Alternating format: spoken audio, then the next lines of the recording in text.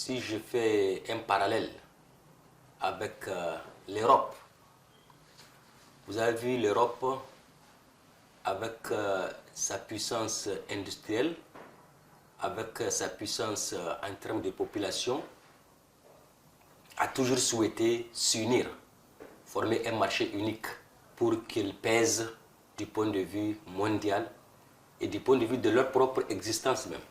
Faire un marché unique, rompre les frontières qui sont déjà artificielles, faire échanger les produits, les biens et services, les capitaux dans un espace de plus de 5 millions ou 10 millions même, je veux dire, de kilomètres carrés, avec une population de plus d'1 milliard, alors c'est beaucoup en termes économiques et c'est très bénéfique pour l'ensemble de ces populations qui vivent dans cet espace-là. Donc, la ZLECAf, elle a cette ambition de casser donc les frontières à travers le développement des infrastructures, parce qu'il y a un agenda 2063, c'est-à-dire c'est l'objectif que l'Afrique veut atteindre d'ici 2063. Et c'est à travers ce genre de réalisation qu'on va atteindre cet objectif-là.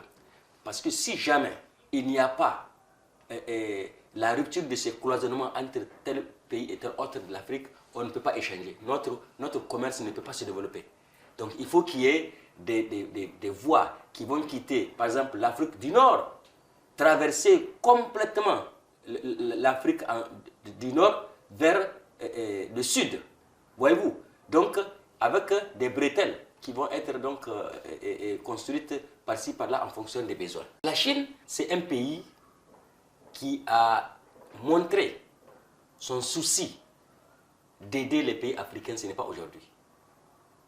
Bien avant nos indépendances, la Chine a beaucoup aidé certains pays qui sont des pays donc à l'avant-garde de la lutte contre la colonisation pour former leur population dans la lutte contre le colonialisme, pour les équiper, pour les former intellectuellement et venir donc défendre cette indépendance.